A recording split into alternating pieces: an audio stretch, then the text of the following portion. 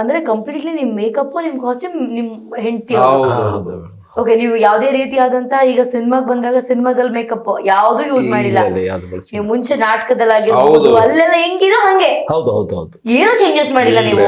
ಮೈ god. ಅಂದ್ರೆ ತುಂಬಾ ಜನ ಏನಂದ್ರೆ ಓಕೆ ಈಗ ರಂಗಭೂಮಿಲಿ ಆಗಿರ್ಬೋದು ನಾಟಕದಲ್ಲಾಗಿರೋ ಒಂಥರ ಇದ್ರೆ ಸಿನಿಮಾಗ್ ಬರ್ತಿದ್ದಂಗೆ ಓಕೆ ಅವ್ರನ್ನ ಕಂಪ್ಲೀಟ್ಲಿ ಚೇಂಜ್ ಮಾಡ್ತಾರೆ, ನಮಗೆ ಹೆಂಗ್ ಬೇಕೋ ಹಂಗ್ ತಗೊಳ್ತಾರೆ. ಸೊ ನೀವು ಒಂಚೂರು ಚೇಂಜ್ ಮಾಡಿಲ್ಲ. ಇಲ್ಲ ಬದಲಾವಣೆ ಮಾಡೋದು ಇಲ್ಲ ನಾವು. ಯಾಕೆಂದ್ರೆ ನಿರಂತರವಾದ ರಂಗಭೂಮಿಯ ಇರೋದು ಅವ್ರಿಗೆ ಏನಾದ್ರೂ ಸ್ವಲ್ಪ ಇರಿಟೇಷನ್ ಆದ್ರೆ ಮೆಂಟಲಿ ಡಿಸ್ಟರ್ಬ್ ಆಗ್ತಾರೆ. ಇನ್ ಫ್ರಂಟ್ ಆಫ್ ಕ್ಯಾಮ್ರಾ ನೀವೇನು ಎಕ್ಸ್ಪೆಕ್ಟ್ ಮಾಡಕ್ ಆಗೋದಿಲ್ಲ ಅವ್ರಿಗೆ. ಬೇಸಿಕಲಿ ನಾವು ಥಿಯೇಟರ್ ಜರ್ನಿ ಮಾಡೋದ್ರಿಂದ ಸೊ ನಮಗೆ ಅದು ಗೊತ್ತಿರೋದ್ರಿಂದ ಆ ಪಲ್ಸು. ಸೊ ನಿಮ್ಮದು ನೀವು ಮೇಕಪ್ ನೀಟಾಗಿ ಮಾಡ್ಕೊಳ್ಳಿ, ಕಾಸ್ಟ್ಯೂಮ್ ನೀಟಾಗಿ ಮಾಡ್ಕೊಳ್ಳಿ, ಅಷ್ಟೇ. ಅದ್ರ ಮೇಲೆ ಹೋಗಿದ್ವಿ ನಾವು. ಅವ್ರನ್ನ ಯಾರು ಕಾಸ್ಟ್ಯೂಮ್ ಹಾಕಕ್ ಬಂದಿಲ್ಲ, ಯಾರು ಮೇಕಪ್ ಮಾಡಕ್ ಬಿಟ್ಟಿಲ್ಲ. ಅವ್ರು ಅದೇನ್ ಮೈಂಡ್ ಸೆಟ್ ಅಲ್ಲಿ ಇದ್ರು ಹಂಗೇ ಟ್ರಾವೆಲ್ ಮಾಡ್ಕೊಂಡ್ ಬಂದ್ರು. ಅದ್ರ ರಿಸಲ್ಟ್ ನಿಮಗೆ ಕಾಣುತ್ತೆ. ಬಹಳ ಜನ ನೋಡಿದ್ರು ಯುವಕರು, ಇತ್ತೀಚೆಗೆ ನೋಡಿದಂತ ಯುವಕರು ಆ ಸಿನಿಮಾ ನೋಡಿ ನಮಗೆ ಸೆಕೆಂಡ್ ಹಾಫ್ ಅಲ್ಲಿ ಅವರು ಮನ್ಸಿಗೆ ಹೊಡೆದೋಗ್ಬಿಟ್ರು. ಸರ್ ಏನು ಸರ್ ಮನುಷ್ಯ ಹಂಗೆ ಬಂದು ಹೇಳಿದ್ರೇನೋ ನಮಗೆ ಈ ಮೆಸೇಜನ್ನು ಅಂದ್ಬಿಡ್ತು ಸರ್ ಫೀಲ್ ಆಯ್ತು ನಮಗೆ ಅಂತಂದ್ರು ಅವರು. ರೈಟ್. ಅಂದ್ರೆ ನಮ್ಮ ನಿರ್ದೇಶಕರ ಕೆಲಸ ವರ್ಕೌಟ್ ಆಗಿದೆ. ಸರ್ ನೀವು ಈಗ ನಾಟಕ ಮಾಡುವಾಗ ಅಥವಾ ಎಲ್ಲೇ ನಾಟಕ ಆ ಥರ ಎಲ್ಲ ಹೋಗುವಾಗ ಇದೇ ತರ ನಿಮ್ ಬಾಡಿ ಲ್ಯಾಂಗ್ವೇಜ್ ಎಲ್ಲ ಇದ್ದಿದ್ದು? ಹಾ ಮ್ಯಾಮ್, ಅದು ಆ ವೇಷಭೂಷಣದಲ್ಲಿ ಇದ್ದಾಗ ಮಾತ್ರ. ಈ ವೇಷಭೂಷಣ ತೆಗೆದ್ರೆ ನೀವೇ ನನ್ಗೆ ಗುರ್ತು ಹಿಡಿಯಲ್ಲ ಸರ್, ಇವ್ರೇನ ಬಂದಿದ್ದು ಅಂತ ನೀವೇ ಪ್ರಶ್ನೆಗಳನ್ನ ಮಾಡ್ತೀರ. ನಿಜ, ನಾನು ಇವ್ರು ಮಾತಾಡುವಾಗಲೂ ಕೂಡ ನಾನು ನಿಮ್ಮನ್ನೇ ಜಾಸ್ತಿ ನೋಡ್ತಾ ಇದ್ದೀನಿ. ಆ ಕೈ ಆಕ್ಷನ್ ಆಗಿರಬಹುದು, ಆ ಒಂದು ರಿಂಗ್, ಅವ್ರು ನಾನು ಜಾಸ್ತಿ ನೋಡಿಲ್ಲ ಆಯ್ತಾ. ನಾನ್ ಚಿಕ್ಕವಳು, ವಿಷ್ಣುವರ್ಧನ್ ಸರ್ ಇಲ್ಲ ಅಂದಾಗ್ಲೂ ಕೂಡ ನಾನು ಚಿಕ್ಕವಳು, ಬಟ್ ನಾನು ಜಾಸ್ತಿ ನೋಡಿಲ್ಲ. ಬಟ್ ಆದ್ರೂ ನೋಡಿರೋ ಅಷ್ಟು ನೋಡಿ ನಿಮ್ಮ ಕೈ ಆಕ್ಷನ್ಸ್, ಈ ಕೈ ಇಟ್ಕೊಳ್ಳೋದಾಗಿರ್ಬೋದು, ಪ್ರತಿ ಒಂದು ಅವರೇ. ನೀವು ಮುಂಚೆಯಿಂದನೂ ಹಿಂಗೆ ಇದ್ದಿದ್ದಾ? ಇಲ್ಲ, ನಾನು ಹೇಳಿದ್ನಲ್ಲ ನನ್ನ ವೃತ್ತಿರಂಗಭೂಮಿ ಕಲಾವಿದ. ನನಗೆ ಟ್ರಾನ್ಸ್ಫಾರ್ಮೇಶನ್ ಇಷ್ಟು ಕೆಲಸ ಮಾಡಿದ್ವಿ, ಒಂದು ಪರಿವರ್ತನೆ ಅಲ್ವಾ. ನನಗೆ ನಾನು ಹೇಳ್ತಿಲ್ಲ, ನೀವೇ ಮಾತಾಡ್ತಿದ್ರು ಕೂಡ ನಾನು ಅವ್ರನ್ನೇ ನೋಡ್ತಾ ಇದ್ದೀನಿ. ಅವ್ರ ಕೈ ಆಕ್ಷನ್ಸ್ ಆಗಿರ್ಬೋದು, ಅವ್ರು ಹಿಂಗೆ ಅವ್ರ ನಗು ಆಗಿರಬಹುದು, ಕಂಪ್ಲೀಟ್ಲಿ ಬಾಡಿ ಲ್ಯಾಂಗ್ವೇಜ್ ನನಗೆ ಅವರೇ. ನಿಮ್ಮನ್ನ ನೋಡಕ್ ಅವರೇ ಆ ತಲೆ ಕೆರ್ಕೊಂಡಿದ್ದು ಹಿಂಗಾಗಿರ್ಬಹುದು. ಮೈ ಗಾಡ್. ಮುಂಚೆಯಿಂದ ಹಿಂಗೆ ನಾಟಕದಲ್ಲೂ ಕೂಡ ನಿಮ್ಗೆ ಇದೇ ಪಾತ್ರ ಸಿಗ್ತಾ ಇದೆ ಜಾಸ್ತಿ. ಡ್ರಾಮಾದಲ್ಲಿ ಆ ಹೀರೋ ಪಾತ್ರಗಳು, ಆ ನಾಟಕದ ಕಥೆಯಲ್ಲಿ ಹೀರೋ ಪಾತ್ರ ಅದನ್ನ ವಿಷ್ಣುಜಿ ಅವ್ರು ಮಾಡದೇ ಇರೋದು, ಪಾತ್ರಗಳೆಲ್ಲ ಅವ್ರಿಗೆ ಗೊತ್ತಿಲ್ದಿರತಕ್ಕಂಥದ್ದು. ಅದನ್ನ ಅವ್ರು ಮಾಡಿದ್ರೆ ಹೇಗ್ ಮಾಡ್ತಿದ್ರು ಅನ್ನೋದನ್ನ ಅದು ನನ್ಗೆ ಪ್ಲಸ್ ಪಾಯಿಂಟ್ ಆಗ್ತಾ ಹೋಗುತ್ತೆ. ಸೊ ಅಭಿಮಾನಿಗಳು ಅದನ್ನ ತುಂಬಾ ಬೇಗ ಸ್ವೀಕರಿಸಕ್ ಶುರು ಮಾಡ್ಬಿಟ್ರು. ಸೊ ಹಾಗಾಗಿ ಅತಿಥಿ ಕಲಾವಿದನಾಗಿ ನಮ್ಮ ವೃತ್ತಿ ನಾಟಕ ಕಂಪನಿಗಳಲ್ಲಿ ತುಂಬಾ ನನ್ನನ್ನ ಕರೆಸ್ತಾ ಇರ್ತಾರೆ. ಸೊ ಕಂಪನಿಗಳಲ್ಲಿ ಅತಿಥಿಯಾಗಿ ಜೂನಿಯರ್ ವಿಷ್ಣುವರ್ಧನ್ ಮುಖ್ಯ ಪಾತ್ರದಲ್ಲಿ ಅಂತ ವಿಷ್ಣು ಅಭಿಮಾನಿಗಳೆಲ್ಲ ಬರ್ತಾರೆ. ಜೂನಿಯರ್ ವಿಷ್ಣುವರ್ಧನ್ ಹೇಗಾಗ್ಬೋದು ಅಂತ ಹೇಳ್ಬಿಟ್ಟು. ಸೊ ಅದ್ರದ್ದು ಒಂದು ಚಾಲೆಂಜ್ ನನಗೆ ಅಲ್ಲಿ. ಸೊ ಆ ಪಾತ್ರಗಳೆಲ್ಲ, ಸೊ ಅದನ್ನ ಎಲ್ಲ ಇನ್ವಾಲ್ವ್ಮೆಂಟ್ ಮಾಡ್ಕೊಂಡು ಅವ್ರು ಮಾಡಿದ್ರೆ ಹೇಗ್ ಮಾಡ್ತಿದ್ರು ಅಂತ ನಾವು ಇಮ್ಯಾಜ್ ಮಾಡ್ಕೊಂಡು ಅಲ್ಲಿ ರಾಜು ಹೋಗ್ಬಿಟ್ಟು ಆ ಉದಾಹರಣೆಗೆ ಚೆನ್ನಪ್ಪ ಚೆನ್ನಗೌಡ ಅಂತ ಒಂದು ನಾಟಕ, ಆ ನಾಟಕದಲ್ಲಿ ಚೆನ್ನಪ್ಪನ ಪಾತ್ರವನ್ನ ರಾಜು ಹೋಗಿ ಚೆನ್ನಪ್ಪನ ಪಾತ್ರ ಮತ್ತು ವಿಷ್ಣುರ್ಜಿರ ಅಭಿನಯ ಎರಡನ್ನೂ ಸೇರಿಸ್ಬಿಟ್ಟು ಅಲ್ಲಿ ಮಾಡಿ ತೋರಿಸ್ಬೇಕು ನಾವು. ಕ್ಯಾರೆಕ್ಟರ್ ಅಲ್ಲಿ ರಾಜು ಹೋಗಿ ಡಬಲ್ ಪಾತ್ರವನ್ನ ಮಾಡ್ಬೇಕು. ಚೆನ್ನಪ್ಪನ ಪಾತ್ರ ಅದ್ರ ಜೊತೆ ವಿಷ್ಣುರ್ಜಿ ಅವ್ರದ್ದು ಆಂಗಿಕ ಅಭಿನಯಗಳು, ಧ್ವನಿ, ಇವೆಲ್ಲವನ್ನು ಸೇರಿಸ್ಕೊಂಡು ಮಾಡೋಂಥ ಕೆಲಸ ಆಗ್ತಿತ್ತು ಅದು. ಸೊ ಅದು ಒಂದು ದೊಡ್ಡ ಚಾಲೆಂಜ್ ಆಗ್ತಿತ್ತು ನಮ್ಗೆಲ್ಲ ರೀತಿಯಲ್ಲೂ. ಭಗವಂತನ ಕೃಪೆ ಅದ್ರ ಬಗ್ಗೆ ತುಂಬಾ ಒಂದು ಎಚ್ಚರಿಕೆ ಗಮನಗಳನ್ನ ಇಟ್ಕೊಂಡು ನಾವು ಮಾಡ್ಕೊಂಡ್ ಬಂದಿದ್ರಿಂದ ಅದೆಲ್ಲ ಚೆನ್ನಾಗಿ ನಡೆದು ಹೋಯ್ತು ಎಲ್ಲ ರೀತಿಯಲ್ಲೂ. ಬಹಳ ಜನ ಇದ್ದಾರೆ ಕರ್ನಾಟಕದಲ್ಲಿ. ಆಮೇಲೆ ದೊಡ್ಡ ದೊಡ್ಡ ವೈದ್ಯಾಧಿಕಾರಿಗಳು ಕೂಡ ಆ ವಿಷ್ಣುವರ್ಧನ್ ತರ ಇದ್ದಾರೆ. ಅವರ ಚೌಕಟ್ಟಲ್ಲೇ ಗೊತ್ತಿಲ್ಲದಂಗೆ ಒಳಗಡೆ ಇದ್ದಾರೆ.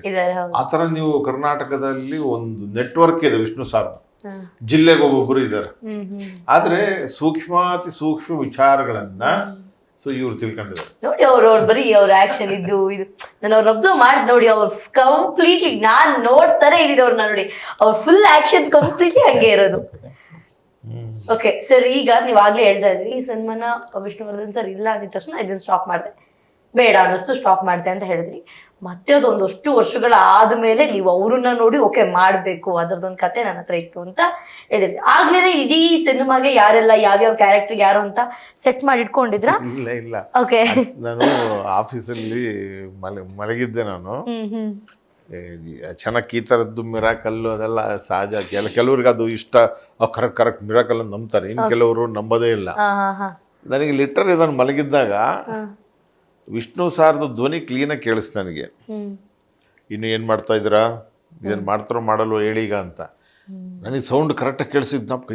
ಆಮೇಲೆ ಇಲ್ವಲ್ಲ ಅಂದರೆ ಅದನ್ನು ಅನುಭವಿಸಿದ್ದೀನಿ ನಾನು. ಅದು ಸೋಲ್, ಹೋದ್ಮೇಲೆ ಆ ಸೋಲ್ ಏನಿದೆ ಅದು ಆ ಸೋಲ್ನ ಒಳಗಡೆ ಬಂದಂಥ ಧ್ವನಿಯನ್ನ ನಾನು ಕೇಳಿದ್ದೀನಿ. ನಾನು ಮತ್ತೆ ಇಷ್ಟಕ್ಕೂ ಅವ್ರಿಗೆ ಭಾಳ ಒಡನಾಡಿ ಅಲ್ಲ, ಹೌದು. ಯಾವತ್ತೂ ಬಂದು ಕೇಳ್ಬಿಟ್ಟು ಯಾವತ್ತೂ ಹಿಂಗೆ ಹೊರಟೋಗಿರೋದು ನಾನು ಈಗ 2.5 ವರ್ಷಗಳ ಹಿಂದೆ ಅದಾದ ಇನ್ಸಿಡೆಂಟ್ ಏನಿದೆಯಲ್ಲ ಅದನ್ನು ನಾನು ಎಲ್ಲೂ ಡಿಸ್ಕ್ಲೋಸ್ ಮಾಡೋಕ್ಕೆ ಸ್ವಲ್ಪ ಎಸ್ಟೇಟ್ ಆಗಿದೆ. ಯಾಕೆ ಇದನ್ನು ಹೇಳಬೇಕು, ಇದೇನೇ ಹೇ ರೀ ಅಂದ್ಬಿಡ್ತಾರೆ ಅಂತ. ಸಿನಿಮಾದವ್ರು ಮೊದಲೇ ಬರೀ ಸುಳ್ಳು ಹೇಳ್ತಾರೆ, ಇದೊಂದು ಸುಳ್ಳೆ ಅಂತ ಹಿಂಗೆಲ್ಲ ಆಗುತ್ತೆ. ನಾವು ಆಫೀಸಲ್ಲಿ ಮಲಗಿದ್ದಾಗ ಅದು ಇನ್ಸಿಡೆಂಟ್ ನನಗೆ ನಡೆದಿದ್ದು ಕೇಳಿಸಿದ್ದು. ನೀಟಾಗಿ ಒಂದು ಟ್ರಾವೆಲ್ ಆಯ್ತು ಅಷ್ಟೇ. ಅದಾದಮೇಲೆ ಸರಿ ಈ ಕಡೆ ಹೋಗಿ ಪ್ರಯಾಣ ಸಿಕ್ತು ನೋಡಿ, ಅಲ್ಲಿ ಇದ್ರು ಅವರು. ಹಿಂಗೆ ಒಂದಕ್ಕೊಂದು ಕನೆಕ್ಟ್ ಆಗಿ ಬಂದಿದ್ವಿ. ನನಗೆ ನಡೆದದ್ದು ಜಾಸ್ತಿ ಈ ಥರನೇ. ಒಂದು ಸಿನಿಮಾಗಕ್ಕೆ ಅದರ ಪ್ರೇರಣೆಗಳಿಗೆ ಈ ಥರನೇ ಆಗಿದ್ದು. ಕೈವಾರ ತಾತೆ ಮಾಡುವಾಗಲೂ ಈ ಥರದ್ದೊಂದು ಪ್ರೇರಣೆ. ಹಿಂಗಾಗಿ ನಾನು ಈ ಸಿನಿಮಾನ ಮತ್ತೆ ವಾಪಸ್ ತೊಗೊಂಡು ಅವ್ರನ್ನ ಕರ್ಕೊಂಡು, ಆಮೇಲೆ ಅವ್ರು ಇದ್ದಾರೆ ಅನ್ನೋದು ನನಗೆ ಕನ್ಫರ್ಮ್ ಆಯಿತು. ಮತ್ತು ನಮಗೆ ಅದರಿಂದ ಏನಾದರೂ ಎಡರು ತೊಡರುಗಳು, ನೋವು ಇಂಥವು ಆಗ್ತವೆ ಅನ್ನೋ ಒಂದು ಭಯ ಇರುತ್ತೆ ಮನುಷ್ಯನ ಸಹಜವಾಗಿ. ಅದು ಅವರಿಗೆ ವಿಶ್ ಮಾಡಿಬಿಟ್ಟು ನಮಸ್ಕಾರ ಮಾಡಿಬಿಟ್ಟು ಅವ್ರದ್ದೇ ಫಸ್ಟ್ ಡೇ ಅವ್ರ ಫೋಟೋ ಇಟ್ಬಿಟ್ಟು ಫೋಟೋದಿಂದಲೇ ಒಂದು ಶಾರ್ಟ್ ತೆಗೆದು ಲಾಸ್ಟಿಗೆ ಫೋಟೋದ ಮೇಲೆ ಏನು ಮಾಡಿದ್ವಿ ಶಾರ್ಟ್. Okay, super. ಓಕೆ, ಸಿನಿಮಾದಲ್ಲಿ ಯಾರೆಲ್ಲ ಇದ್ದಾರೆ? ಇದರಲ್ಲಿ ರಾಮಾಚಾರಿ ಇದನ್ನು ರಾಜಣ್ಣವ್ರು ಮಾಡಿದ್ದಾರೆ. ಚಾಮಯ್ಯ ಅಂತ ಪ್ರದೀಪ ಅಂತೇಳಿ ಮೂಲತಃ ಚಿತ್ರದುರ್ಗದ ಆಚೆ ಚಳ್ಳಕೆರೆಯವರವರು. ಸೊ ಅವನು ಯುವಕನಾಗಿ, ಅಂದರೆ ಇವ್ರ ವಯಸ್ಸಲ್ಲಿ ಆತ ಹೆಂಗಿದ್ದ. ಅದಾದಮೇಲೆ ಇವರ ಮನೆಯವರು ಪ್ರೇಮ ಗೌಡ ಅಂತೇಳಿ. ಸೊ ಅವರು ರಂಗಭೂಮಿ ಧಾರಾವಾಹಿಗಳು ಸಿನಿಮಾಗಳು ಮಾಡ್ತಾ ಬಂದಿದ್ದರು. ಅದಾದಮೇಲೆ ಇವ್ರ ಮನೆಯ ಕೆಲಸದ ಪಾತ್ರದಲ್ಲಿ ಓಬವ್ವ ಅಂತ ಒಂದು ಕ್ಯಾರೆಕ್ಟರ್. ಅಂದರೆ ಚಿತ್ರದುರ್ಗದಲ್ಲಿ ಆ ಥರದ ಇಲ್ಲ, ಎಲ್ಲ ಜಾತಿಯಲ್ಲೂ ಹೊಂದ್ಕೊಂಡು ಹೋಗ್ಬಿಡ್ತಾರಲ್ಲಿ ಆ ಥರದ ಜನ ಅಲ್ಲಿ. ಆ ಥರದ್ದೊಂದು ಕ್ಯಾರೆಕ್ಟರ್ ಓಬವ್ವ ಅಂತ ಇವರು ಮನೆಯವರು ಜಯಶ್ರೀ ಅವರು ರಂಗಭೂಮಿ ಕಲಾವಿದರು, ಅವರು ಆ ಪಾತ್ರ ಮಾಡಿದರು. ಸೊ ಅದು ವರ್ಕೌಟ್ ಆಯಿತು. ಆಮೇಲೆ ಪ್ರಿನ್ಸಿಪಲ್ ಏನಿದ್ರು ಲೋಕನಾಥ್ ನಾಗರಾವಲ್ಲಿ, ಅದ್ರ ಮುಂದುವರೆದ ಭಾಗ ಅನ್ನೋ ಥರ ಪ್ರಕಾಶ್ ಅರಸ್ ಅವ್ರನ್ನ ತೊಗೊಂಬಂದ್ವಿ. ಆಮೇಲೆ ಪೊಲೀಸ್ ಕಾನ್ಸ್ಟೇಬಲ್ ಒಂದು ಅದ್ಭುತವಾದ ಮೆಸೇಜ್ ಕೊಡಬೇಕಾಗಿತ್ತು. ವೆಂಕಟಾಚಲ ರಂಗಭೂಮಿ MSI ಅವ್ರನ್ನ ಟಚ್ ಮಾಡಿದ್ವಿ. ಆಮೇಲೆ ಸರ್ಜಾ ಹನುಮಪ್ಪ ನಾಯಕ ಅಂತ ಒಂದು ರಿಲಿಜಿಯಸ್ ಕಾನ್ಸೆಪ್ಟ್ ಒಂದು ಇಟ್ಕೊಂಡಿದ್ವಿ. ಅದರಲ್ಲಿ ಸೀನು ಮಾರ್ಕಳಿ ಅಂತ ಇತ್ತೀಚೆಗೆ ಭಾಳಷ್ಟು ಸಿನಿಮಾಗಳಲ್ಲಿ ಮೈನ್ ವಿಲನ್ ಮಾಡ್ತಾ ಇದ್ದಾರೆ ಅವರು. ಸೊ ಆತನಿಗೆ ಓದು ಬರಹ ಇಲ್ಲ ಆತನಿಗೆ, ಬಟ್ ತಮಿಳು ತೆಲುಗು ಕನ್ನಡ ಮೂರಲ್ಲೂ ಬ್ಯುಸಿ ಆತ. ಸೊ ಅವ್ರು ಮಾಡಿದರು. ಆಮೇಲೆ ಒಂದಿಷ್ಟು ನಮ್ಮ ಇನ್ಸ್ಟಿಟ್ಯೂಟಿಂದನೇ ತಯಾರಾದಂಥವು, ಅಂದರೆ ನಮ್ಮ ಗ್ರಾಮೀಣ ಪರಿಸರದ ವಿದ್ಯಾರ್ಥಿಗಳು ಬಂದರೆ ಅವ್ರಿಗೆ ಕಲಿಸ್ಬಿಟ್ಟು ಅವ್ರಿಗೊಂದು ಅಥೆಂಟಿಕೇಷನ್ ಈ ಸಿನಿಮಾಗೆ ಏನು ಬೇಕು ಅದು ಕೊಟ್ಟು ಅವ್ರ ಮುಂದೆ ಸಿನಿಮಾಗೆ ಪ್ರಯಾಣ ಬೆಳೆಸೋದು, ಆ ಥರದ್ದೊಂದು ನಮ್ಮದು. ಅದರಲ್ಲಿರೋ ವಿದ್ಯಾರ್ಥಿಗಳು ಇವರು ಅವರು ಎಲ್ಲ ಸೇರಿ ಮಾಡಿದಂಥದ್ದೇ ಚಾಮಯ್ಯ ಸನ್ ಆಫ್ ರಾಮಾಚಾರಿ. ಅದು ಇನ್ನೊಂದು ಅದ್ಭುತವಾಗಿರತಕ್ಕಂದ್ರೆ ಅಂಬರೀಷ್ ಅವ್ರನ್ನ ಬಹಳ ಚೆನ್ನಾಗಿ ನೆನಪು ಮಾಡಿಸ್ಕೊಟ್ಟಿದ್ದಾರೆ. ಎಲ್ಲೂ ಬಿಟ್ಕೊಟ್ಟಿಲ್ಲ, ಯಾವ ಪಾತ್ರವನ್ನು ಬಿಟ್ಕೊಡದ ಹಾಗಂತ. ಆ ಅಂಬರೀಷ್ ಅವರ ಮಗ ಛೋಟಾ ಜಲೀಲ್ ಅಂತ ಸಬ್ ಇನ್ಸ್ಪೆಕ್ಟರ್ ಕ್ಯಾರೆಕ್ಟರ್.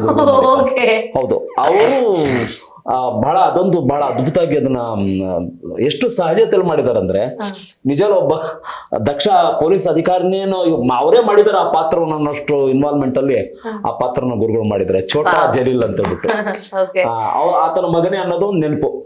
ಜಲೀಲ್ ಪಾತ್ರ ಜಲೀಲಿನ ಪರಿವರ್ತನೆ ಆಗ್ತಾರೆ ಅವರು. ಜಲೀಲ್ ಪರಿವರ್ತನೆ ಆಗ್ತಾನೆ. ಆತ ವಿದ್ಯಾಭ್ಯಾಸದ ಕಡೆ ಗಮನ ಕೊಡ್ತಾನೆ ತನ್ನ ಮಕ್ಕಳಿಗೆ. ಅಂದ್ರೆ ನಾವ್ ಈ ತರ ಪುಂಡಾಟಿಕೆ ಮಾಡ್ಕೊಳ್ಳೋದು, ಹೆಣ್ಮಕ್ಳಿಗೆಲ್ಲ ತೊಂದರೆ ಕೊಡೋದು ಇವೆಲ್ಲ ಮಾಡಬಾರ್ದು ಅಂತ ಅನ್ಸಿದ್ಮೇಲೆ ಆತ ಅವನ ಮಗನಿಗೆ ಅವನು ಒಳ್ಳೆ ಇದರಲ್ಲಿ ಓದಿಸ್ತಾನೆ.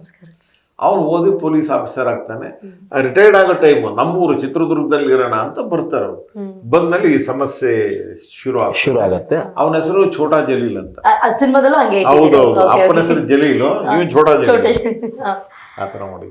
ಓಕೆ ಸರ್, ಒಂದ್ ಡೈಲಾಗ್ ಹೇಳ್ಬೋದಾ? ಖಂಡಿತ. ಯಾವ್ದಾದ್ರು ಒಂದು ಡೈಲಾಗ್ ನನಗೆ ಯಾವಾಗಿಂದ ಕೇಳ್ಬೇಕು ಅಂತ ಅನಿಸ್ತದೆ, ನಿಮ್ ಬಾಯಿಂದ ಒಂದು ಡೈಲಾಗ್.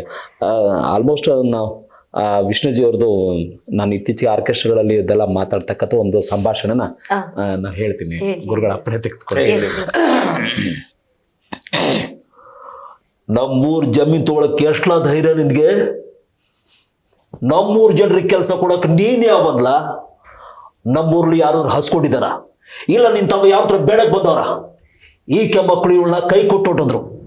ಇವಳು ಈ ಭೂಮಿತ ನಂಬ್ಕೊಂಡಿದ್ದಾಳೆ.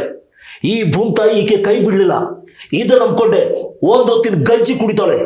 ಈಗ ನೀನು ಇದನ್ನ ಫ್ಯಾಕ್ಟ್ರಿ ಕಟ್ಟಕ್ಕೆ ಕಿತ್ಕೊಂಡೋಗ್ಬಿಟ್ರೆ ಅವಳ ಹೊಟ್ಟೆಗೆ ನೀನ್ ಫ್ಯಾಕ್ಟ್ರಿ ಚರ್ಮ ತಿನ್ಬೇಕಲ್ಲ. ಲೈ ಕೊಬ್ಬಿದ ಮಗನೇ, ಎಷ್ಟೋ ಧೈರ್ಯ ನಿನ್ಗೆ? ನಂತವ ದುಡ್ಡಿನ ವಿಷಯ ಮಾತಾಡ್ತೀಯ? ಲೈ, ಕೋಟಿ ಕೋಟಿ ಗಟ್ಟಲೆ ಹಣನ ಪುಟ್ಕೋ ಸಿಲ್ಕೋ ತಿರುಗಾಡ್ದು ವಂಶ ಕಳ್ಳ ನಮ್ದು. ನಂತವನೇ ದುಡ್ಡಿನ ಬಗ್ಗೆ ಮಾತಾಡ್ತೀಯ? ಏಯ್, ನಿನ್ನ ಮಂತ್ರಿಗೆ ಹೋಗಿ ಹೇಳು, ಅವನು ಗುಂಡಿಗಿಲಿ ಬಿಸಿ ರಕ್ತನೇ ಇರೋದು ನಿಜ ಆದ್ರೆ ಈ ಸಿಂಹದ ಗುಹೆಯಿಂದ ಒಂದು ಹುಲ್ಕಡ್ಡಿ ಕಿತ್ಕೊಂಡು ನೋಡುವ.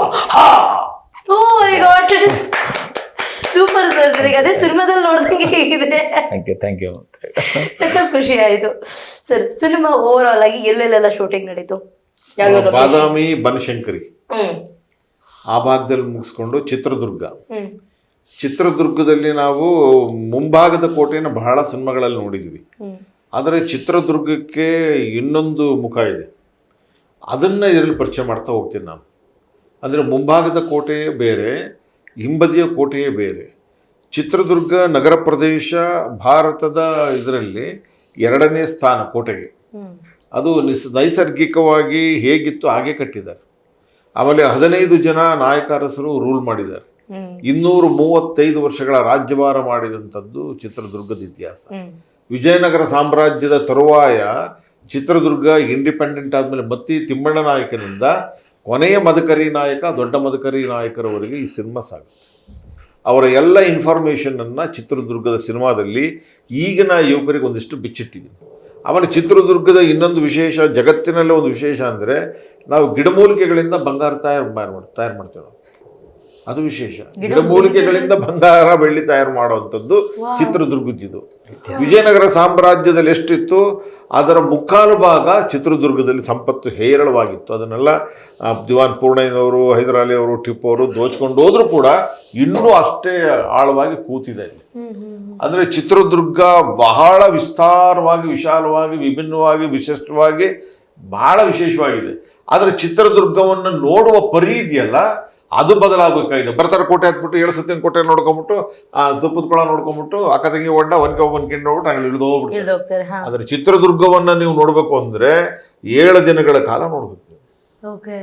ಚಿತ್ರದುರ್ಗದಲ್ಲಿ ನೀರಿನ ವ್ಯವಸ್ಥೆಯನ್ನ ಇದರಲ್ಲಿ ಭಾಳ ಬ್ಯೂಟಿಫುಲ್ ಮಾಡಿದ್ದಾರೆ. ಅದು ಯಾರು ಐಡಿಯಾ ಮಾಡಿಕೊಟ್ರೆ, ನನಗೆ ಭಾಳ ಬೇರೆ ಬೇರೆ ದೇಶಗಳ ರಾಜ್ಯಗಳಿಗೆ ಹೋದಾಗ ಅಲ್ಲಿ ಹೇಳ್ತಾರೆ ಚಿತ್ರದುರ್ಗ ಕೋಟೆಗೆ ಮಾಡಿರ್ತಕ್ಕಂಥ ನೀರಿನ ವ್ಯವಸ್ಥೆಯಲ್ಲಿ ಹೋಗೋದು ಭಾಳ ಅದ್ಭುತವಾಗಿ ಮಾಡಿದ್ದಾರೆ. ನೀರು ಎಲ್ಲೂ ಕೂಡ ವೇಸ್ಟ್ ಮಾಡ್ದಂಗೆ ಎಲ್ಲಿ ಸೇರ್ಬೇಕು ಅಲ್ಲಿಗೆ ಸೇರ್ತದೆ. ಅದನ್ನ ಗುರುಗಳು ಬಹಳ ಚೆನ್ನಾಗಿ ಸೆರೆ ಹಿಡಿದಿದ್ದಾರೆ ಅದನ್ನ ನಾಯಕನ ಕೈಲಿ ಅದನ್ನ ಹೇಳಿಸಿದ್ದಾರೆ. ಆಮೇಲೆ ಎಷ್ಟು ಜನ ಆಳಿದ್ರು ಅವರ ಬಗ್ಗೆನೂ ಅಷ್ಟೇ ಅದ್ಭುತ ಮಾಡಿಸಿದ್ದಾರೆ. ಆಮೇಲೆ ತುದಿಯಲ್ಲಿ ನಿಲ್ಲಿಸಿ ನಮ್ಮನ್ನ ಅದಿಷ್ಟು ಲೊಕೇಶನ್ ಸಿಗ್ಬೇಕಾದ್ರೆ ನೀವು ನಂಬಲ್ಲ, ಈ ತುದಿಗೆ ಬಂದ್ಬಿಟ್ಟಿದೀವಿ ನಾವು.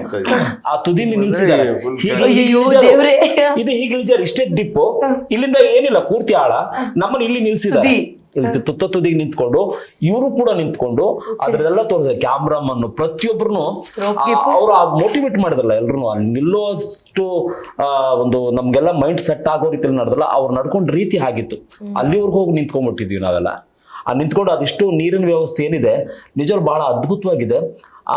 ನೋಡಿ, ನಾವ್ ಎಷ್ಟೋ ಜಾಗದಲ್ಲಿ ಅನುಕೂಲತೆಗಳು ಇದ್ರೂ ಕೂಡ ಕೆಲವರು ನಾವು ನೀರಿನ ವ್ಯವಸ್ಥೆಗಳು ಮಾಡಕ್ಕಾಗಲ್ಲ, ಸುಮ್ಮನೆ ಅವ್ರಿವ್ರ ಮೇಲೆ ಹೇಳ್ತೀವಿ. ಬಟ್ ಅಲ್ಲಿ ಎಷ್ಟು ಅದ್ಭುತ ಮಾಡಿದ್ದಾರೆ ಅಂದ್ರೆ ಅಷ್ಟು ದಿನ ಆ ಯುದ್ಧದ ಸಮಯದಲ್ಲಿ ಕೋಟೆಲಿರೋ ಒಬ್ರಿಗೂ ಕೂಡ ನೀರಿನ ತೊಂದರೆ ಆಗದ ರೀತಿಯಲ್ಲಿ ಅಷ್ಟು ಚೆನ್ನಾಗಿ ಶೇಖರಣೆ ಮಾಡ್ತಕ್ಕಂಥ ಒಂದು ವ್ಯವಸ್ಥೆ ಮಾಡಿದ್ದನ್ನ ಚಿತ್ರದಲ್ಲಿ ಬಹಳ ಚೆನ್ನಾಗಿ ತೋರಿಸಿದ್ದಾರೆ. ಅದನ್ನ ಯಾವ ಚಿತ್ರದಲ್ಲೂ ಕೂಡ ತೋರಿಸಿಲ್ಲ. ಅದನ್ನ ಅಷ್ಟು ಅದ್ಭುತವಾಗಿ ಚಿತ್ರದುರ್ಗದ ಕೋಟೆಯನ್ನ ಅಷ್ಟು ಅದ್ಭುತವಾಗಿ ತೋರಿಸಿದ್ದಾರೆ ಗುರುಗಳು. ಅದನ್ನು ಬಹಳ ಚೆನ್ನಾಗಿದೆ ಅದು.